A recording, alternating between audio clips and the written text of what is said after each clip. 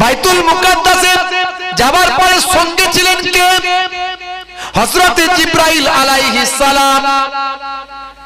আমার আপনার নবী দো জাহানের বাদশাহ হাবিবুল্লাহ জনাবে মুহাম্মদুর রাসূলুল্লাহ সাল্লাল্লাহু আলাইহি ওয়াসাল্লাম, আল্লাহর নবীর বোরাকটা ওই দেওয়ালে বাঁধা হলো।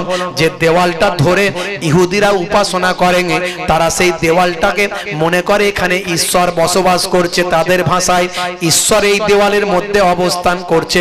তাই নিজের মনের কথা চিরকুটে লিখে, কাগজে লিখে ওই দেওয়ালে ঢুকিয়ে দেয়।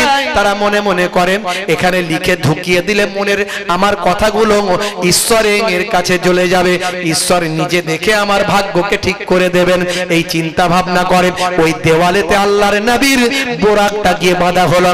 বোরাক বাঁধার পরে হে তরুণ যুবকেরা, যে বোরাকের আল্লাহ এত শক্তি দিয়েছিলেন, আমার আল্লাহ কুদরতি ভাবে জান্নাত থেকে পাঠিয়েছিলেন বোরাক।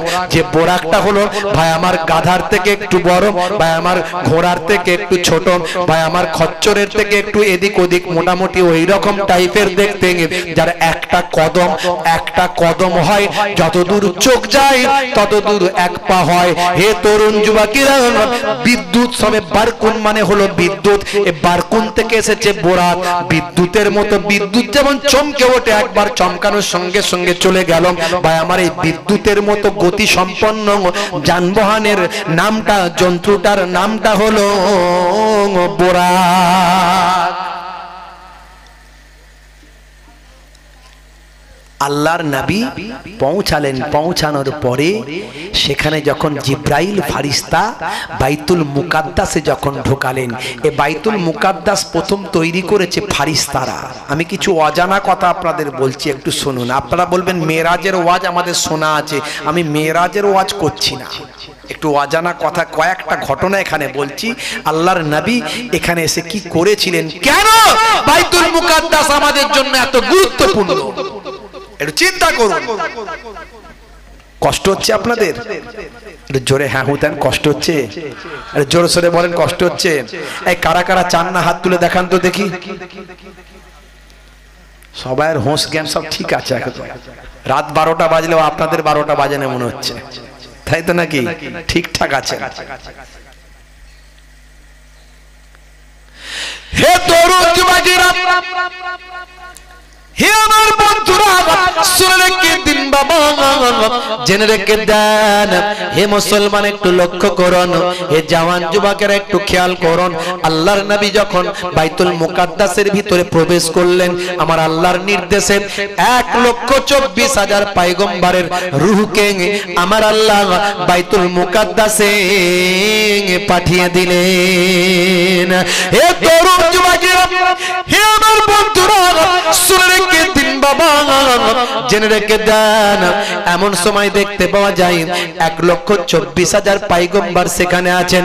সেখানে আছেন হযরতে আদম আলাইহিস সালাম, সেখানে আছেন হযরতে ইব্রাহিম আলাইহিস সালাম, সেখানে আছেন হযরতে ইসমাইল আলাইহিস সালাম, সেখানে আছেন হযরতে মুসা আলাইহিস সালাম, সেখানে আছেন হযরতে ঈসা আলাইহিস সালাম, সেখানে আছেন হযরতে ইয়াকুব আলাইহিস সালাম, সেখানে আছেন হযরতে ইহইয়া আলাইহিস সালাম, সেখানে আছেন হযরতে ইউসুফ আলাইহিস সালাম, সেখানে আছেন হযরতে ইদ্রিস আলাইহিস সালাম। এ তরুণ যুবকেরা, ইমামের জায়গায় কে যাবে? 2 রাকাত নামাজ পড়ার নির্দেশ হয়েছে, কে পড়াবে? কেউ কেউ মনে করছেন আদি পিতা হযরতে আদম নবী নামাজটা পড়িয়ে দিন। কেউ কেউ বলছেন না না, খলিলুল্লাহ হলেন আল্লাহর বন্ধু হযরতে ইব্রাহিম আলাইহিস সালাম, জীবনে অনেক পরীক্ষা দিয়েছেন, আল্লাহর কাছে উত্তীর্ণ হয়েছেন, তিনি নামাজটা পড়িয়ে দিন। কেউ কেউ বলছেন না, হযরতে মুসা কালিমুল্লাহ নামাজটা পড়িয়ে দিন, তিনি আল্লাহর সঙ্গে দুনিয়ার জমিন থেকে কথা বলতেন। আবার কেউ কেউ বলছেন না না, ঈসা রুহুল্লাহ নামাজটা পড়ান, কারণ তার পিতা ছিল না, আল্লাহ তাকে অলৌকিকভাবে পৃথিবীর জমিনে পয়দা করেছেন। এ তরুণ যুবকেরা, হে আমার মুরব্বিয়ারা, এই সময় নবীদের মাঝখানে যখন গুঞ্জন চলছে, মোট লাইন হয়েছে 7খানা। কটা লাইন? 7খানা লাইন হয়েছে নবী রাসূলদের। প্রথম 3 লাইন রাসূলদের হয়েছে, পরের 4 লাইন ভাই আমার নবীদের হয়েছে। যিনি নবী তিনি রাসূল নাও হতে পারেন ভাই আমার, কিন্তু যিনি রাসূল তিনি মাস্ট বি নবী। সব খারি খারক নয়, কিন্তু সব খারক হলো খার। মনে রাখবেন উদাহরণটা। চকচক করলে সোনা নয়, কিন্তু সোনা চকচকি করে।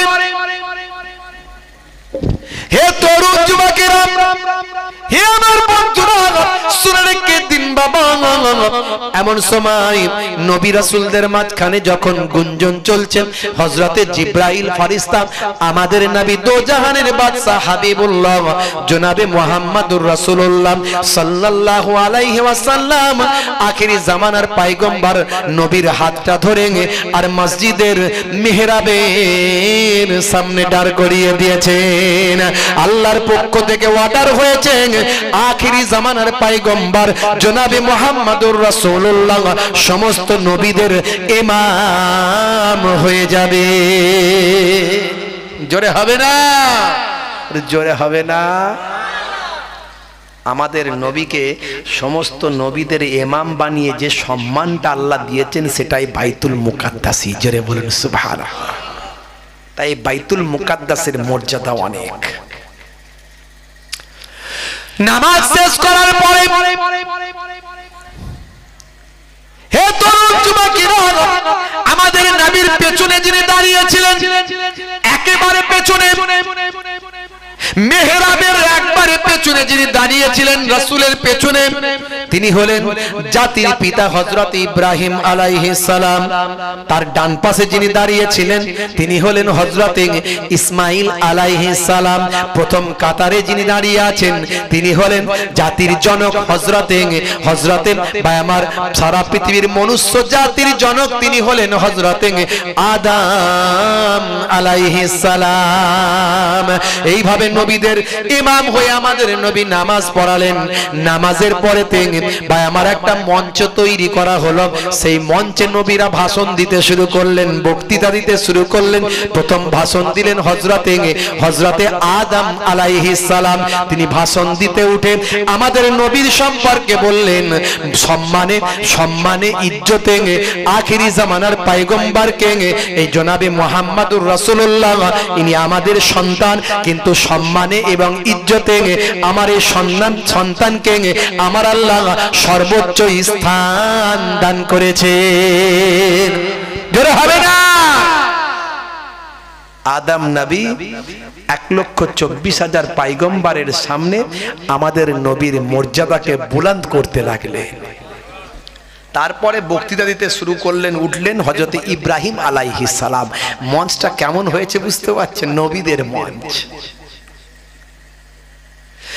হে তরুণ যুবকেরা, হে আমার বন্ধুরা, শুনে রেখে দিন বাবা, জেনে রেখে দেন। হে মুসলমান একটু লক্ষ্য করুন, হে আমার বন্ধুরা একটু খেয়াল করুন। এবার নবী ইব্রাহিম আলাইহিস সালাম বক্তব্য রাখলেন। তিনি আবার জাতির পিতা। ভাই আমার দোস্ত আমার, এমন সময় তিনি বক্তব্য রাখতে গিয়ে তিনিও বললেন, আজকে আমার আল্লাহ আখেরি জামানার পয়গম্বর আমাদের সন্তান আওলাদ জনাবে মুহাম্মদুর রাসূলুল্লাহ সাল্লাল্লাহু আলাইহি ওয়াসাল্লামের মর্যাদা আমাদের সকলের ঊর্ধ্বে আল্লাহ দান করেছেন। এইভাবে নবীরা কয়েকজন ভাষণ দিয়েছিলেন। আমাদের নবী শেষ ভাষণটা, শেষ মোনাজাতটা, শেষ ভাষণটা, আখেরি ভাষণটা ভাই আমার যিনি সবচেয়ে সম্মানীয় মানুষ আমার আল্লাহ আখেরি ভাষণটা আপনারা আমার বিশ্ব নবীকে দিয়ে ভাই আমার সেদিনের মতো আলোচনার মঞ্চে এর ইতি ঘোষণা করেছিলেন। আলোচনা শেষ হয়ে গেল। এবার জিবরাইল ফেরেশতা বললেন, আল্লাহ নির্দেশ দিয়েছেন এবারে আল্লাহর সঙ্গে মোলাকাতে আপনাকে যেতে হবে, মেরাজ হবে আপনার। বন্ধুরা আমার, এইভাবে আমাদের নবী মেরাজ করেছিলেন। অনেক ঘটনা আছে, আমি মেরাজের ঘটনা বলছি না। তাহলে এই বাইতুল মুকাদ্দাসের সম্মান আমার আল্লাহ অনেক দিয়েছিলেন। এই বাইতুল মুকাদ্দাসের ইজ্জত আমার আল্লাহ অনেক দিয়েছিলেন। হে মুসলমান, ফিলিস্তিনের মানুষগুলো আজও লড়াই করছে বাইতুল মুকাদ্দাসের জন্য, নামাজের জন্য, ঈমানের জন্য, আল্লাহর ঘরের জন্য। আর আজকে আমাদের গ্রামে আল্লাহর ঘর আছে, নামাজের জায়গা আছে, মুয়াজ্জিন ডাকছে, আজানে বলাব ডাকা হচ্ছে, মুসল্লিরা সেখানে যাচ্ছে, আর মুসলমান ঘরের ছেলে আমরা নামাজে যাচ্ছি না। তারা নামাজ পড়ার জায়গা পাচ্ছে না, আর আমরা নামাজে যাচ্ছি না। বন্ধুরা আমার, মুসলমান হারাবেন না ঈমান, হয়ে যাবেন না বাবা বেঈমান। মুসলিম তুমি নামে হলে আজ কামে হলে না ভাই, মুসলিম দেখো অপরাধে লিপ্ত কেন হয়। মুসলিম তুমি কোরআন হাদিস পড়তে জানো না, মুসলিম তুমি মসজিদেতে নামাজে এলে না। মুসলিম তুমি নামে হলে আজ মুসলিম তুমি নামে, মুসলিম এলে ন্যায়ের পথে সমাজ বদলাবে রে, সমাজ বদলাবে। বলুন ইনশাআল্লাহ। বন্ধুরা আমার, তরুণ যুবকেরা আমার, মুসলমান হারাবেন না ঈমান, হয়ে যাবেন না বাবা বেঈমান। হে তরুণ যুবকেরা, আপনারা আমার নবী পৃথিবীর জমিনে এসেছিলেন মানুষকে হেদায়েত করার জন্য, আল্লাহকে চেনানোর জন্য, রাসূলের সুন্নতগুলো আমল করার জন্য। হে জওয়ান যুবকেরা, বিশ্বনবী বললেন, হে দুনিয়ার মানুষ তোমরা আমাকে ভালোবাসো, আমার সুন্নতকে ভালোবাসো, আমাকে ভালোবাসো, আমার সুন্নতকে ভালোবাসো। হে দুনিয়ার মানুষ শুনে রেখে দাও, যারা আমার সুন্নতকে ভালোবাসবে তারাই তো আমাকে ভালোবাসলো, আর যারা আমাকে ভালোবাসলো আমার সঙ্গে জান্নাতি হয়ে গেল। রাসূলের সুন্নত শুধু মুখে দাঁড়িয়ে রাখা রাসূলের সুন্নত নাকি? কি গো?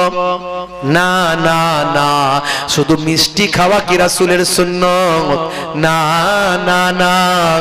বন্ধুরা আমার, তরুণ যুবকেরা মনে রাখবেন বাবা, ডান দিকে কাত হওয়া রাসূলের, কাত হয়ে ঘুমানো রাসূলের সুন্নত, খাওয়ার শেষে মিষ্টি খাওয়া রাসূলের সুন্নত। ভাবা আমার, হুব্বে রাসূল, রাসূলের ভালোবাসা, রাসূলের মহাব্বত, রাসূল পছন্দ করতেন খাওয়া দাওয়ার পরে একটু মিষ্টি খাওয়া, রাসূলের ভাই আমার মধু খাওয়া রাসূল পছন্দ করতেন।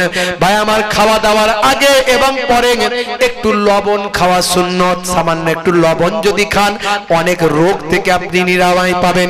খাওয়া দাওয়ার পরে যদি ভাই আমার একটু এক পাতে মিষ্টি খান, কার্ডিওভাস্কুলারের মতো মারাত্মক রোগ থেকে আপনি মুক্তি পাবেন। অ্যাসিডের ক্ষরণ আপনার হবে না, শরীর আপনার সুস্থ থাকবে, হজম শক্তি বেড়ে যাবে। নবী যেটা সুন্নত বলে শিখিয়েছেন সেটা আপনার আমার উপকার হয়ে গেছে। হে তরুণ যুবকেরা, ডক্টর কিথ মুর পৃথিবী বিখ্যাত একজন রাইটার, লেখক, সারা পৃথিবীতে তার একটা বই গ্রন্থ সমাদৃত হয়। হে জওয়ান যুবকেরা, হে আমার মুরব্বিয়ানেরা, শুনে রেখে দিন বাবা, জেনে রেখে দিন, ডেভেলপমেন্ট অফ হিউম্যানিটি।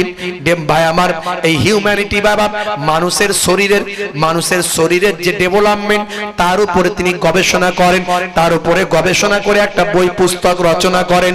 এই বইটাকে সারা পৃথিবীর মানুষ আজকে গ্রহণ করেছে, সারা পৃথিবীতে তার নামটা আজকে প্রকাশিত হয়েছে।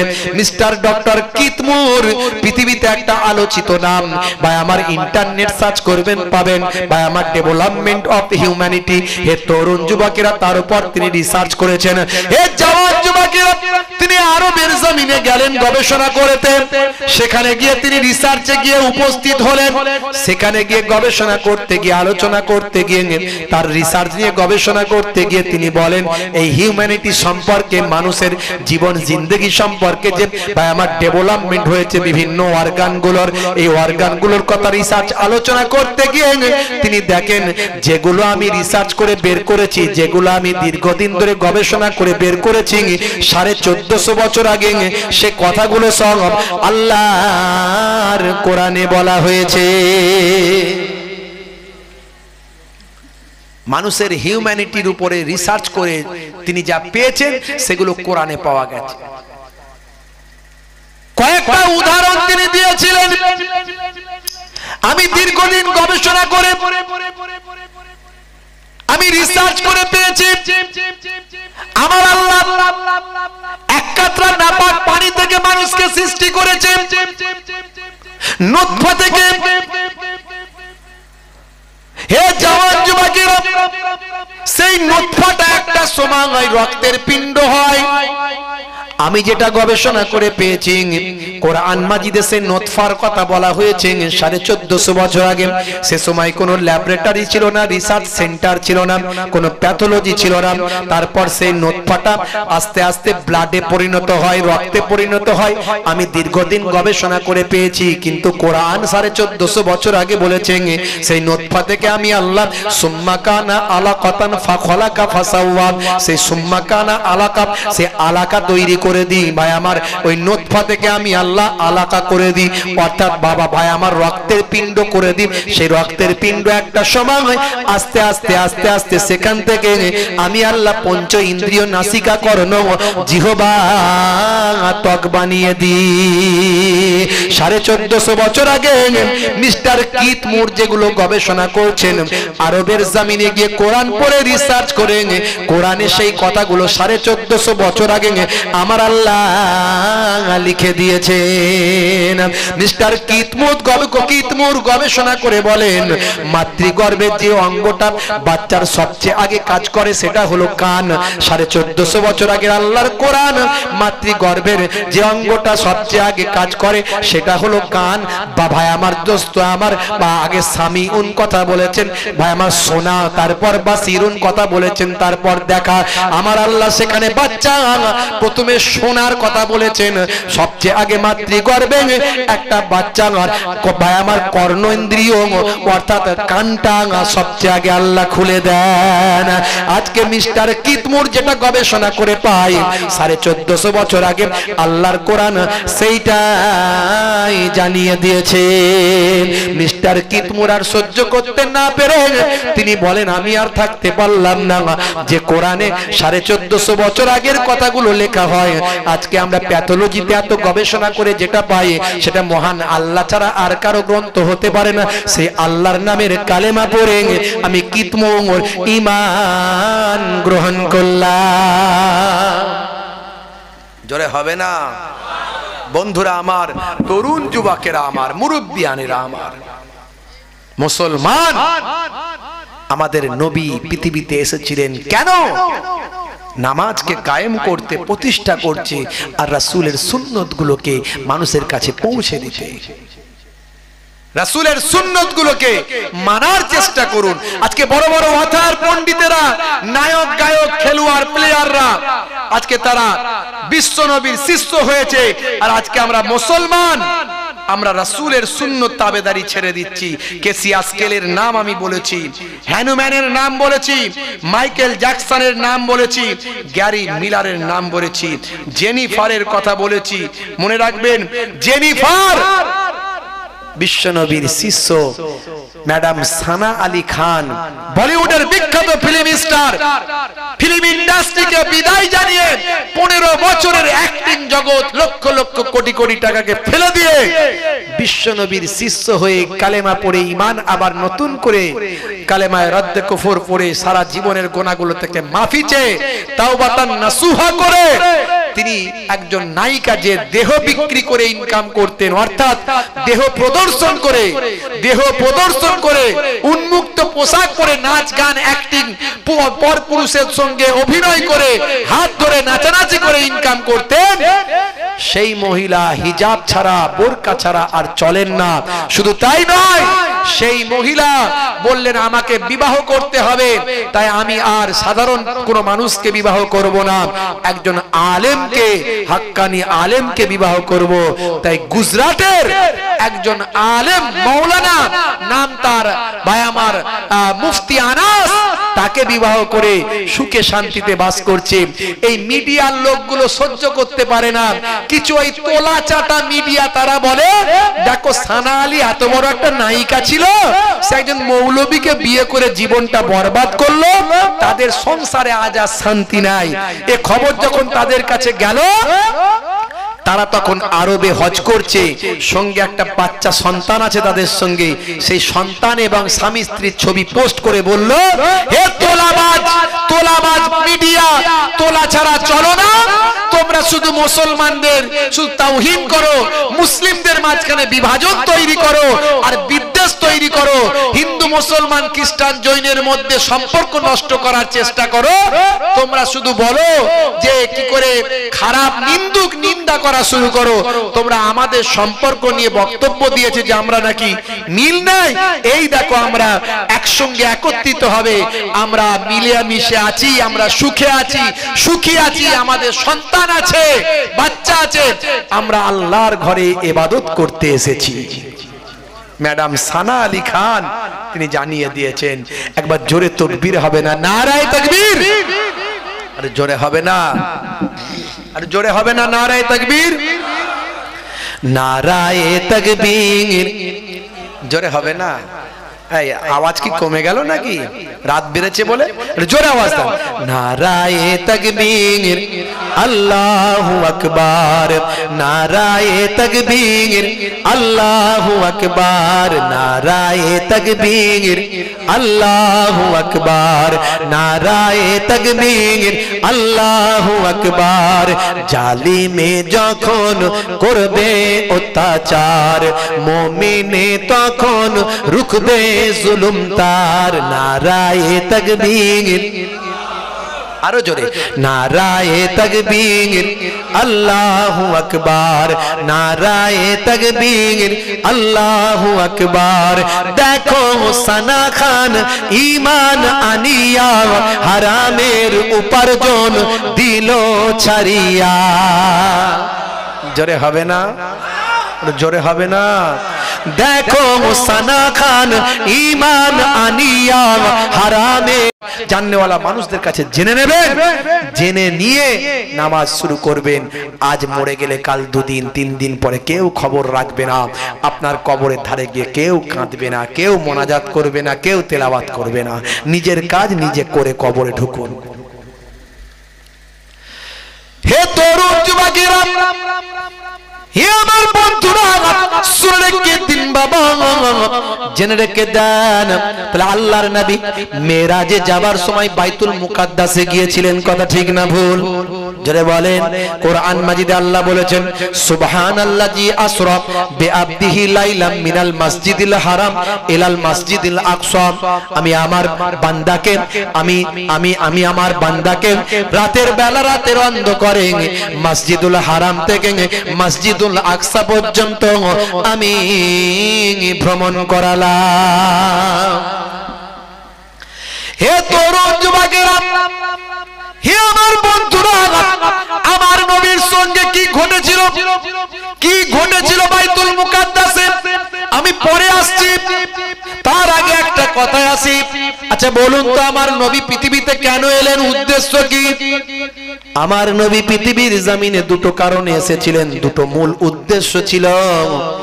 একটা হলো লা ইলাহা ইল্লাল্লাহ, আল্লাহ ছাড়া কোনো মাবুদ নাই, আল্লাহ ছাড়া কোনো উপাস্য নাই। হে পৃথিবীর মানুষ, তোমরা এক আল্লাহর ইবাদত করো। আর দ্বিতীয় উদ্দেশ্য ছিল মুহাম্মাদুর রাসূলুল্লাহ, আমি মুহাম্মদ সাল্লাল্লাহু আলাইহি সাল্লাম আল্লাহর প্রেরিত রাসূল। অর্থাৎ আমার নির্দেশ, আমার সুন্নতের তাবেদারি করো।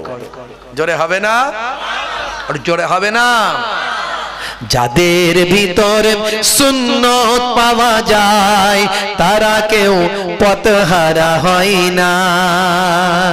রাসূলের পথে যারা চলে দুনিয়ায়, বাতিলের বাধা তারা মানে না। রাসূলের পথে চললে বাতিল আপনার কিছু করতে পারবে না। আজকে ফিলিস্তিনের যুবকরা দেখিয়ে দিয়েছে, তাদের নিজেদের জীবনকে উৎসর্গ করে দিয়েছে আল্লাহ এবং রাসূলের জন্য, বাইতুল মুকাদ্দাসের জন্য। জোরে বলুন ভাইরা আমার, তরুণ যুবকেরা আমার, মুরব্বিয়ানেরা আমার, শুনে রেখে দেন বাবাজি। হে তরুণ যুবকেরা, বিশ্বনবী যখন এই বাণী ছড়িয়েছিলেন, সেই বাণীর বিরুদ্ধে বিরোধিতা করার লোকের অভাব ছিল না। যুগে যুগে বহু মানুষ আল্লাহর নবীর কথার বিরুদ্ধে বিরুদ্ধাচারণ করেছেন, বিভিন্ন রকম প্রশ্ন নিয়ে এসেছে, বিভিন্ন রকম কোশ্চেন তৈরি করেছে। এরকম অনেক সময় অনেকে এসেছে, যেমন বর্তমানে কিছু নাস্তিক বেরিয়েছে, ইসলামের বিরুদ্ধে প্রশ্ন করে, করে কি করে না, আমাদের নবীকে নিয়ে প্রশ্ন করে, কটূক্তি করে, ভাই আমার আল্লাহকে নিয়ে কটূক্তি করে। তারা নাস্তিক বলে দাবি করে, কিন্তু তারা ইহুদি নাসারাদের চক্রান্তের শিকার। তারা নামধারী মুসলমান, কিন্তু ইহুদি নাসারাদের কাছ থেকে পয়সা খেয়ে তারা ইসলামের মধ্যে বিভাজন তৈরি করে আর মানুষকে পথভ্রষ্ট করার চেষ্টা করে যায়। কিছু নাস্তিক আমাদের সমাজে আছেন, কিছু নাস্তিক বাংলাদেশের জমিনে আছেন, কিছু নাস্তিক পৃথিবীর জমিনে ছড়িয়ে ছিটিয়ে আছেন। বহুদিন আগে এরকম একজন নাস্তিক ছিল বাবা, সেই নাস্তিক কিন্তু আমাদের রাসূলের কথার বিরুদ্ধে কথা বলেছিল। কথা বলেছিল, হে মুসলমানেরা, হে মুসলমানদের বড় বড় আলেমেরা, আমার তিনটে প্রশ্ন তোমাদের কাছে আছে। এই তিনটে প্রশ্নের উত্তর যদি যুক্তি দিয়ে আমাকে দিতে পারো, তাহলে আমি নাস্তিকতা ছেড়ে দিয়ে আস্তিক হয়ে যাব আর তোমাদের শিষ্য হব, তোমার নবীর ভক্ত হয়ে যাব। নাস্তিক তিনটে প্রশ্ন নিয়ে খুব গর্ব করত, আলেমদেরকে লাজবাব করে দিত, আলেমদেরকে বাকরোধ করে দিত। নাস্তিক বলতো, আমার তিনটে প্রশ্ন। এক নাম্বার, তোমরা যে আল্লাহ আল্লাহ করো, আল্লাহকে তো দেখা যায় না, না দেখে মানো কেমন করে? না যাকে দেখতে পাইনি তাকে কি আবার বিশ্বাস করা যায়, মানা যায়? এটা কি করে হতে পারে? যুক্তি দিয়ে বুঝিয়ে দাও। এটা হলো এক নাম্বার প্রশ্ন। নাস্তিকের দুই নাম্বার প্রশ্ন ছিল, হে মুসলমানদের আলেমেরা, আপনারা এত বড় বড় কিতাবে পণ্ডিত, তাফসীরের জ্ঞান আছে, কোরআনের জ্ঞান আছে, হাদিসের জ্ঞান আছে, ফিকহ মাসলা মাসাইলের জ্ঞান আছে আপনাদের কাছে আমার দু নাম্বার প্রশ্ন যদি উত্তর দিতে পারেন, আমি নাস্তিক থাকবো না, আস্তিক হয়ে যাব আর আপনাদের হাতে হাত দিয়ে আপনাদের নবীর কলেমা পড়ে নেব। দুই নাম্বার আমার প্রশ্ন হলো, আপনারা আল্লাহ আল্লাহ করেন, আল্লাহর নামের ইবাদত করেন, আল্লাহর নামে রোনাজারি করেন, আল্লাহর নামে নামাজ পড়েন, আপনারা বলেন ভাগ্যে ভালো মন্দ যা কিছু হয় সবই আল্লাহর পক্ষ থেকে হয়। বলি কি বলি না? এই ভাগ্যে ভালো মন্দ কোথা থেকে হয়? আল্লাহর কাছ থেকে। নাস্তিক বলছে, তাই যদি হয়, ভালো আর মন্দটা যদি আল্লাহর কাছ থেকে হয়, তাহলে পাপী বান্দা পাপ করে জাহান্নামের আগুনে কেন জ্বলবে ভাই? কারণ ভালো আর মন্দ দুটি তো আল্লাহর কাছ থেকে হয়েছে, পাপীরা পাপ করে জাহান্নামে কেন জ্বলবে ভাই? এটা আমাকে যুক্তি দিয়ে বোঝানো চাই, এটা আমার দু নাম্বার কোশ্চেন রেখে দিয়ে যায়। তাই নাকি? বলে হ্যাঁ। আর একটা কোশ্চেন আছে আমার। নাস্তিক বলেছিল, আমার তিন নাম্বার কোশ্চেনটা শোনো। মুসলমানেরা বলে ইবলিস শয়তানকে নাকি আগুন থেকে তৈরি করা হয়েছে। কথা ঠিক না ভুল? জোরে বলেন। ইবলিস শয়তানকে কি থেকে তৈরি করা হয়েছে? আগুন থেকে। আবার মুসলমানেরা বলে ইবলিস শয়তানকে জাহান্নামায় দেওয়া হবে। জাহান্নামাটা কিসের হবে? আগুনের না অন্য কিছুর? জোরে বলেন। আগুনের হবে। নাস্তিক বলে, তাই যদি হয় মেনে নিলাম, তোমরা মুসলমানেরা আল্লাহর কথা মানো, নবীর কথা মানো। আচ্ছা বলো তো দেখি, এই ইবলিস শয়তানকে তোমরা বলো জাহান্নামায় দেওয়া হবে, ইবলিস শয়তানও নাকি আগুন থেকে তৈরি আর জাহান্নামটাও নাকি আগুনের। তাহলে বলো তো দেখি, যুক্তি দিয়ে বোঝাও, আগুনকে আবার আগুনে কেমন করে পোড়াবে? আগুনকে কি আবার আগুনে পোড়ানো যায়? এই তিনটে প্রশ্ন আমার উত্তর দাও, আমি নাস্তিক আস্তিক হয়ে যাব। আচ্ছা আপনাদের কাছে এই তিনটে প্রশ্নের উত্তর আছে নাকি? যারা বলেন আছে। যদি থাকে তাহলে বলবো না। একটুখানি ভাবনা চিন্তা করুন। ততক্ষণ বাইতুল মুকাদ্দাসে কি ঘটেছিল আমি একটু নবীন নিয়ে বলি, আর আপনারা একটু ভাবনা চিন্তা করুন। যদি আপনারা বলেন যে হ্যাঁ হুজুর বলে দিতে পারবো, তাহলে মোটামুটি হয়ে গেল। আর না হলে যদি বলেন যে না হুজুর আপনি বলেন, তাহলে আমি শেষে বলে দেবো।